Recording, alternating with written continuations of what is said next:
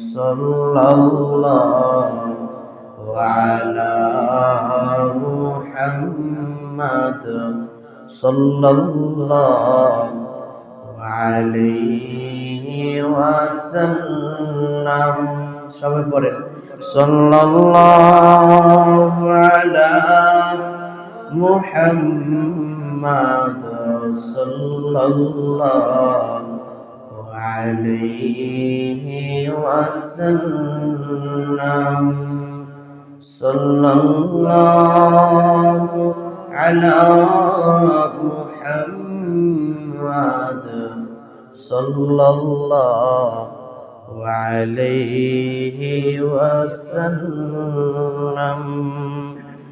আজানে শুনি আপনার নাম, আজানে শুনি আপনার নাম, নামাজে পড়ি আপনার নাম, কালিমায় দেখি আপনার নাম। সাল্লাল্লাহু আলা মুহাম্মাদ সাল্লাল্লাহু আলা মুহাম্মাদ সাল্লাল্লাহু আলাইহি ওয়াসাল্লাম। আল্লাহুম্মা সাল্লি ওয়া সাল্লিম ওয়া বারিক আলা মুহাম্মাদ। আলহামদুলিল্লাহ, মহান রব্বে করিম আল্লাহ জাল্লা শানুহু আম্মা নাওয়ালুহুর দরবারে শুকর আদায় করছি যে আল্লাহ তাআলা আপনাকে আমাকে অত্যন্ত দয়া করে, মায়া করে, মুহাব্বত করে, ভালোবেসে এই শাবান মাসের পবিত্র বার শুক্রবারে আল্লাহ তাআলার ঘরের মেহমান হিসাবে কবুল করেছেন। দিল থেকে মুহাব্বতের সাথে বলি আলহামদুলিল্লাহ। মুহতারাম হাজিরিন, রাসূল করিম সাল্লাল্লাহু আলাইহি ওয়াসাল্লাম যখন নবুয়ত প্রাপ্তি হলেন, নবুয়ত প্রাপ্তি হওয়ার পরে রাসূল করিম সাল্লাল্লাহু আলাইহি ওয়াসাল্লাম এদিক সেদিক ঘোরাফেরা করে আর কালিমার দাওয়াত দিতে শুরু করে। কিছু কিছু দাওয়াত খুসুসি আর কিছু কিছু দাওয়াত উমুমি। এই দাওয়াতের মাধ্যমে, চেষ্টা মুজাহাদার মাধ্যমে মানুষ ইসলামের দিকে প্রবেশ করতে শুরু করেছে।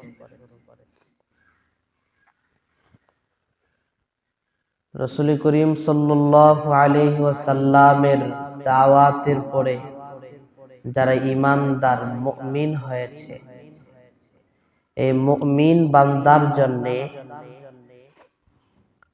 যে বিষয়গুলা সর্বপ্রথম সামনে আসে, এটা হচ্ছে ইসলাম ধর্ম গ্রহণ করেছি, ইসলামের ভিত্তি কোন কোন জিনিস, ইসলামটা কিসের উপর ভিত্তি স্থাপন করেছে, এগুলা খুব জানার প্রয়োজন হয়।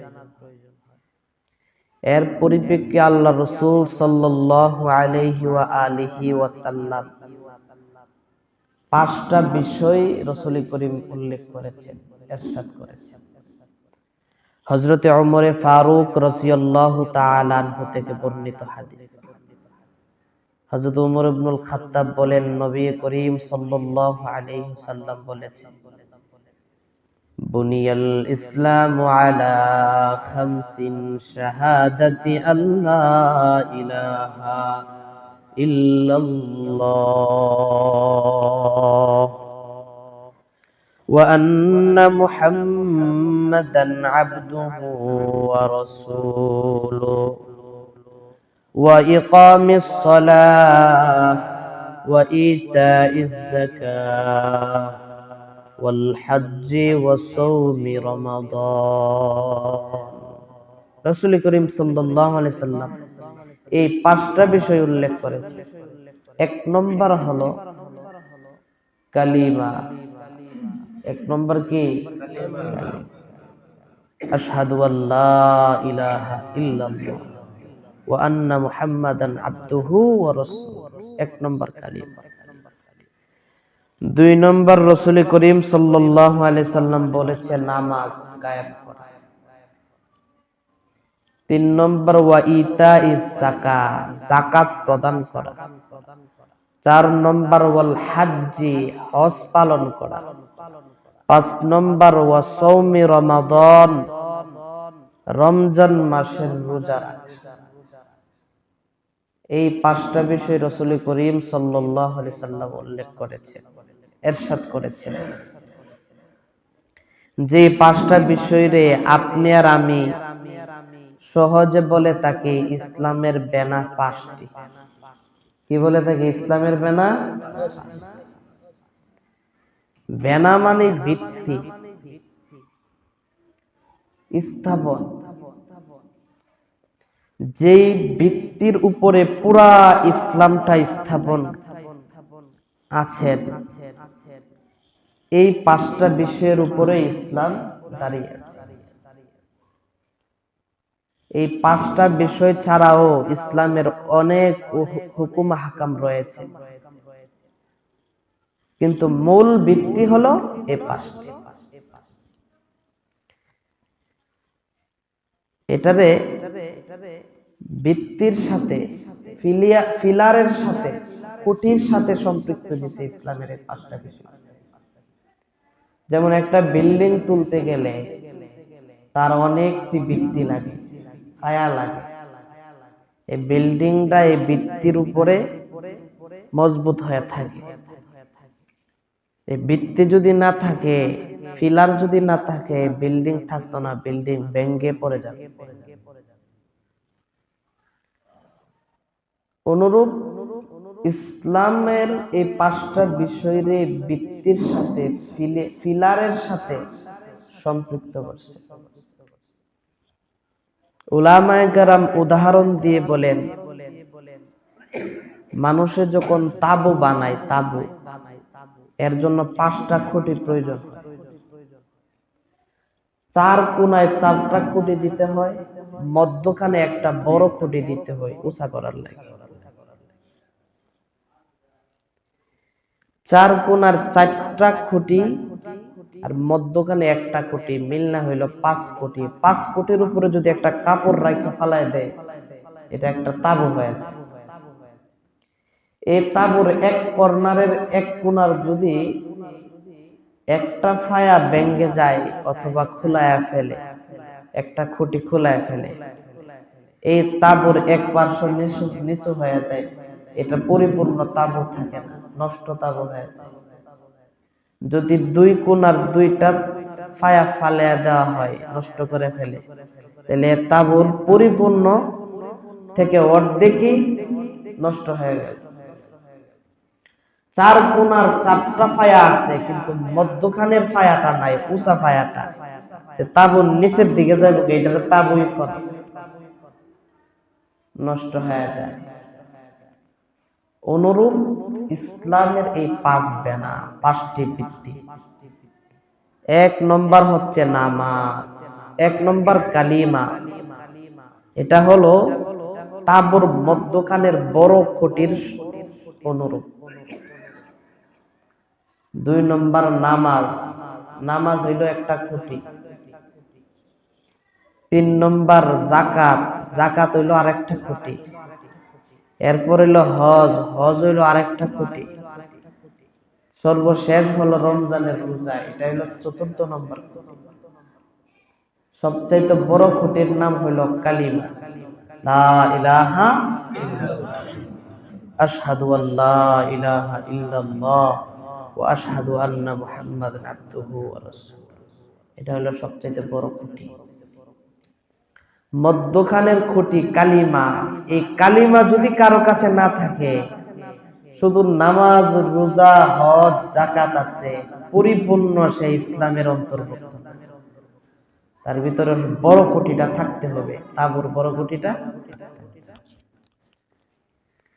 কালিমা আছে, সে বিশ্বাস করে, আল্লাহ বিশ্বাস করে, রাসূল বিশ্বাস করে, কিন্তু এক পার্শ্বের একটা খুঁটি নামাজ নাই। তার ইসলাম নামক যে তাবুর এক পার্শ্বের খুঁটি নামাজ তার থেকে না থাকার কারণে তার ইসলাম একদিক দিয়ে নিচু।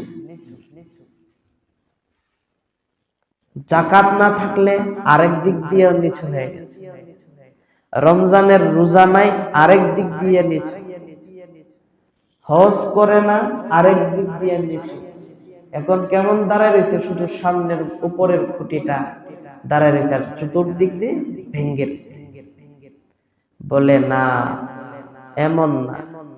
ইসলাম গ্রহণ করেছো, ঈমান গ্রহণ করেছো, ইসলাম রে পরিপূর্ণ ধারণ করতে হবে।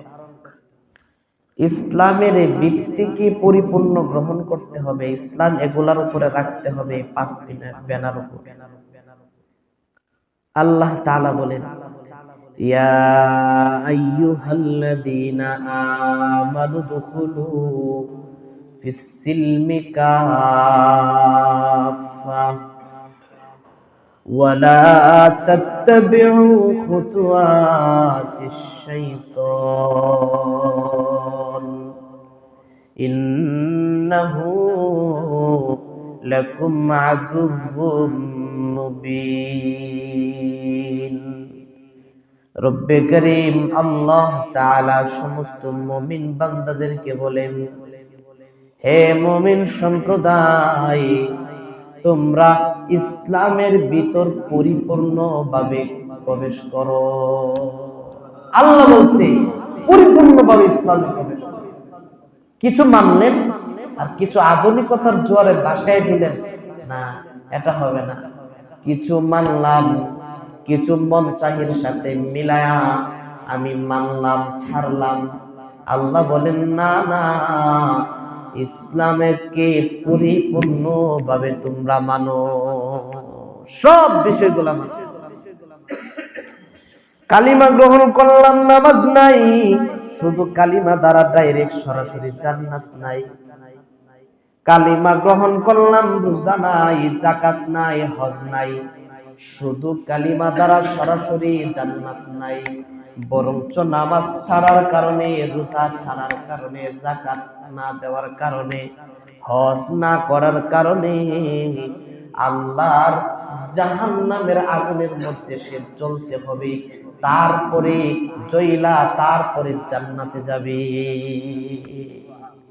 চলতে হবে ঠিক, শুধু কালিমা আছে, বাকি কোনো কিছু নাই, এরকম হলে চলবে না। আল্লাহ বলেন, উদখুলু ফিস সিলমি কাফা, ইসলামের ভিতরে পরিপূর্ণভাবে প্রবেশ করো। আর কি করো? ওয়ালা তাত্তাবিউ খুতুওয়াতিশ শাইতান, শয়তানের অনুসরণ কইরো না, ইত্তেবা কইরো না। শয়তান বলবে, আরে মুসলমান হইছো, মুসলমান তো জান্নাতে যাবে, নামাজ পড়ার কিসের প্রয়োজন, রোজা রাখার কিসের প্রয়োজন? রমজান মাস আসলে বলবে, হাইরে তুমি কষ্ট করতেছো, রোজা রাখতে পারো না, সমস্যা নাই, ফিদিয়া দিয়া দেলায়ও। শয়তান এমন ভাবে বলবে। আল্লাহ বলেন, না না, ওয়ালা তাত্তাবিউ খুতুওয়াতিশ শাইতান, শয়তানের অনুসরণ করো না। শয়তান হলো ইন্নাহু লাকুম আদুউম মুবিন, শয়তান হলো তোমাদের প্রকাশ্য দুশমন, প্রকাশ্য দুশমন। ইসলামকে পরিপূর্ণভাবে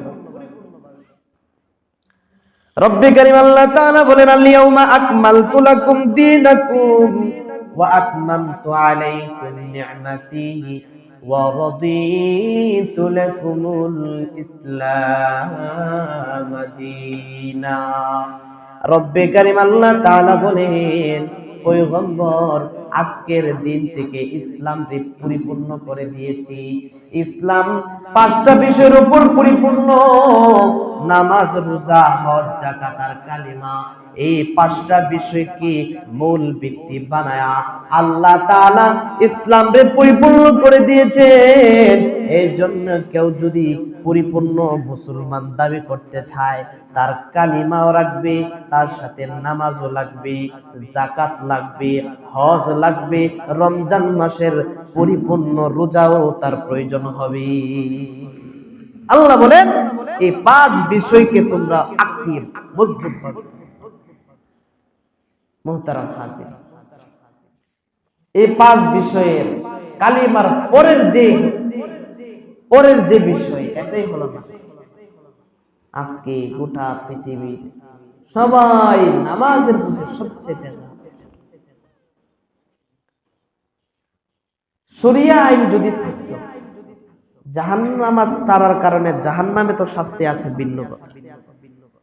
শরিয়া আইন থাকলে নামাজ ছাড়ার শাস্তি আছে, কঠিন শাস্তি।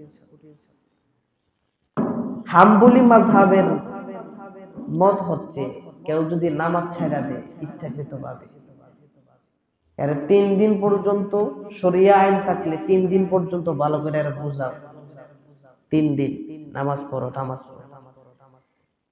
তার যদি নামাজ আর না পড়ে 3 দিন পরে তারে কাফের ঘোষণা দাও এবং হত্যা করে দাও। নামাজ ছাড়ার শরিয়া আইন,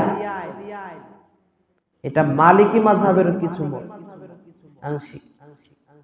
শাফি মাযহাব আর আহমদ রাহমাতুল্লাহ আলাইহির মাযহাবের মতে কেউ যদি নামাজ ছাইরা দেয়, না তারে কাফের ঘোষণা দিও না।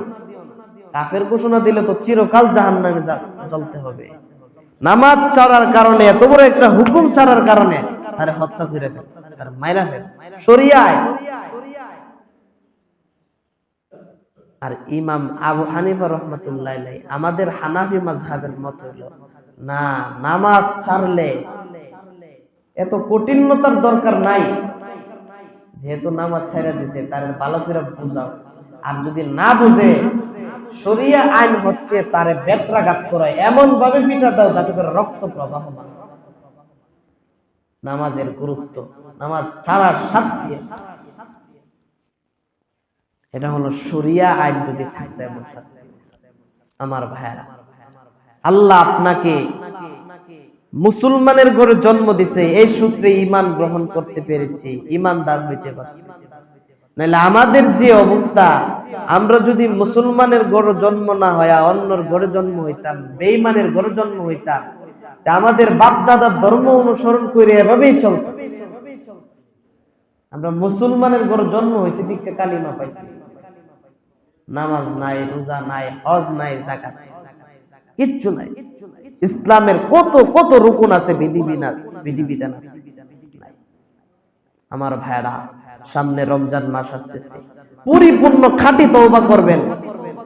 খাঁটি তওবা কইরা জীবনে আর নামাজ ছাড়বেন না, রোজা ছাড়বেন না, ইসলামের এই হুকুমগুলা অবশ্যই অবশ্যই পালন করবেন। এই খাঁটি তওবা পারবেন তো ইনশাআল্লাহ? মুহতারাম হাজির, আল্লাহ তাআলা বলেন, আকিমিস সালাতি তারফাইন নাহারি ওয়া যুলাফাম মিনাল লাইলি ইন্নাল হাসানাত ইউযহিবনাস সাইয়্যাত যালিকা যিকরা লিয-যাকিরিন।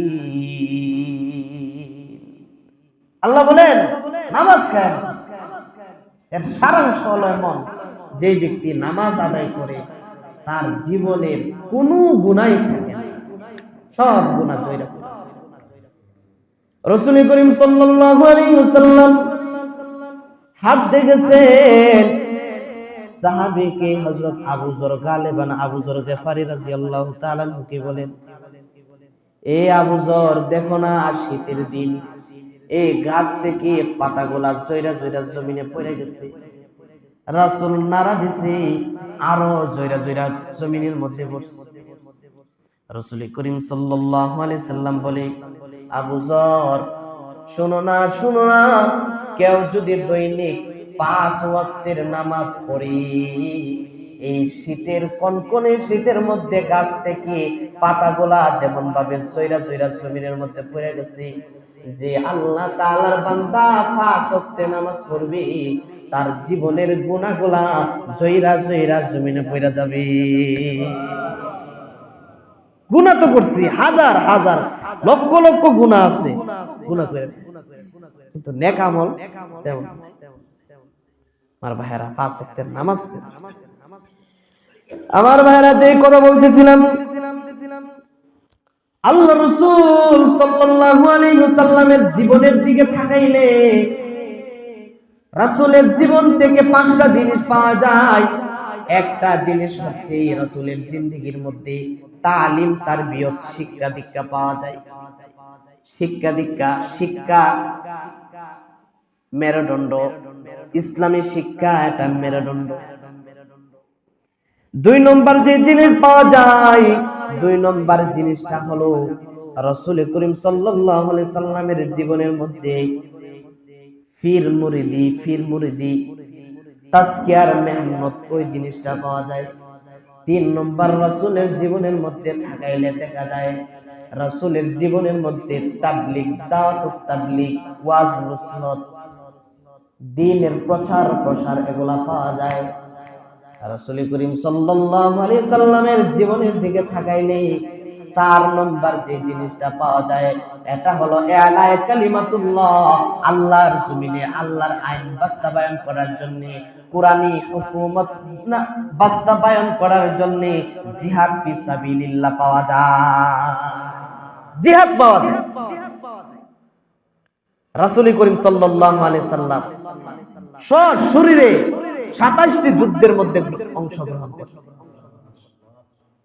এবং তরবারি নিছে। এমনও হইছে রাসূল করিম উম্মতের মায়ায় বেদনায় কান্দেন, মানুষের মায়ায় বেদনা কান্না করেন, যুদ্ধের ময়দানে যায় তরবারিও ফালাইছে, তরবারির আঘাত করছে। 27টি যুদ্ধের মধ্যে অংশগ্রহণ করছে, এটাকে গাজওয়া বলে। 5 নম্বর যে জিনিসটা রাসূল করিম সাল্লাল্লাহু আলাইহি সাল্লামের জীবনের মধ্যে থাকলে পাওয়া যায়, ওই জিনিসটা হলো সিয়াসাত, রাজনীতি, সিয়াসাত, রাষ্ট্র পরিচালনা করার কাঠামো রাসূল করিম সাল্লাল্লাহু আলাইহি সাল্লাম, প্রক্রিয়া, রাষ্ট্র পরিচালনা করার প্রক্রিয়া রাসূল করিম সাল্লাল্লাহু আলাইহি সাল্লাম থেকে পাওয়া যায়। এজন্য ইসলামের মধ্যে ইসলাম টিকায় রাখার জন্য এই 5টা বিষয় মানুষের মধ্যে থাকতে হবে। শিক্ষা দীক্ষা থাকতে হয়, শিক্ষা দীক্ষা না থাকলে ইসলাম ধ্বংস হয়ে যাবে। তালিম তারবিয়ত, 2 নম্বর পীর মুরিদি, হক্কানি পীরের সুহবত গ্রহণ করতে হয়। 3 নম্বর ওয়াজ নসিহত, এটাও থাকতে হবে। জিহাদ ফি সাবিলিল্লাহ থাকতে হবে। 4 নম্বর সিয়াসাত, রাজনীতি, দেশ পরিচালনা করা, এটাও থাকতে হবে। আমার ভাইরা, ইসলামের মধ্যে রাজনীতি আছে না নাই? রাসূল করিম রাজনীতি করেছে, দেশ পরিচালনা করেছে। রাসূল দুনিয়া থেকে বিদায় হয়েছে, আবু বকর দেশ পরিচালনা করেছে, ওমরে ফারুক গোটা পৃথিবীর অর্ধ জাহান অর্ধ পৃথিবীর শাসন করেছে। রাজনীতি, অনেকে বলে মোল্লারা কি রাজনীতি করে? মোল্লাদের থেকে আর হাদিস থেকে পর্যা করে যারা বর্তমানে রাজনীতি করতেছে, মোল্লা এবং হাদিস থেকে পর্যা করে রাজনীতি করে। রাজনীতি হুজুররা বুঝে না। হুজুররা রাজনীতি বুঝবো কেমনে? হুজুররা তো টেন্ডারবাজি করতে পারে না, দেশের টাকা লুণ্ঠন করতে পারে না, এটা জানে না। রাজনীতি করবো কেমনে? রাজনীতি বুঝবো কেমনে? আলেমরা রাজনীতি করে আল্লাহর জমিনে আল্লাহর আইন বাস্তবায়ন করার জন্য, শরিয়া আইন বাস্তবায়ন করার জন্য। পরিপূর্ণ হুকুমত, দেশ পরিচালনা যদি আলেমদের হাতে আছে, এদেশে চুরি বাটপারি চলবে না। রাসূল করিম সাল্লাল্লাহু আলাইহি সাল্লামের জমানায় গুরুত্বপূর্ণ একটা বংশ, দামি বংশের একজন মহিলা নাম ফাতেমা চুরি কইরা ফেলছে। চুরি করার পরে হাত কাটা, এটা হলো শরিয়া আইন, হাত কাটতে হবে। এখন এত বড় বংশের ব্যক্তি চুরি করছে, হাত কাটা ফেলবে, এটা তো মানিজ্য যাই। রাসূল করিম সাল্লাল্লাহু আলাইহি সাল্লামের কাছে আসছেন, ইয়া রাসূলুল্লাহ, এত বড় বংশের ব্যক্তি চুরি করে ফেলছে, হাত যদি কাইটা ফেলে বংশের মধ্যে তো চুলকানি লেগে যায়। ইয়া রাসূলুল্লাহ, কোনো ব্যবস্থা আছে কিনা? রাসূল বলে, শোনো না, আমার কলিজার টুকরা ফাতেমা জান্নাতের রমণীদের সরদার, আমার মেয়ে যদি ফাতেমাও চুরি করে আমার মেয়ের হাত কাইটা ফেলাইবো। এটাই হলো শরীয়ত। এই ইসলামী হুকুমত, জিনার শাস্তি, এটা যদি থাকতো, ইসলামী শরিয়া থাকতো, এদেশে এই জিনা হইতো, বেবিচার হইতো, অন্যের স্ত্রীর কাছে যাইতো? আমার ভাই, ইসলামের মধ্যে সিয়াসাত আছে, রাজনীতি আছে, ইসলামী শরিয়া বাস্তবায়নের। আমার ভাইরা, সকলকে বোঝার তৌফিক দান করে। অল্প দিনে আছে আমাদের বাংলাদেশের মধ্যে, বাংলাদেশের নির্বাচন। আমরা দোয়া করি আল্লাহ তাআলা এমন একজনের দান করুক বাংলাদেশ পরিচালনা করার, যার মধ্যে, যার অন্তরের মধ্যে ইসলামের কিছু মায়া। এখন তো ইচ্ছা করলেই তো পরিপূর্ণ ইসলাম কায়েম হয়ে যেত, আর ইচ্ছা করলেই যে ইসলাম ক্ষমতা তাই সে বলবো। যে যা তার ভিতরে জানে ইসলামের মূল্যবোধ, ইসলামের মুহাব্বত, ভালোবাসা দান। ইসলামের বাংলাদেশের রাষ্ট্র ব্যবস্থা এত সুন্দর কইরা দেখ, যাতে করে এতটুকু হয়, 5 ওয়াক্ত নামাজের ব্যবস্থা করতে পারে, পর্দার ব্যবস্থা করতে পারে, সুদ ঘুষ হারাম হালাল এগুলা মাইন্না যাতে করে চলতে পারে, এমন একটা ব্যবস্থা যাতে করে আল্লাহর কাছে নিজের ব্যক্তিগত থেকে যেখানে যাকে আসে তাকে বুঝে আল্লাহ তাআলা তৌফিক দান করে। ওয়া আখিরু দাওয়ানা আনিল হামদুলিল্লাহি রাব্বিল আলামিন।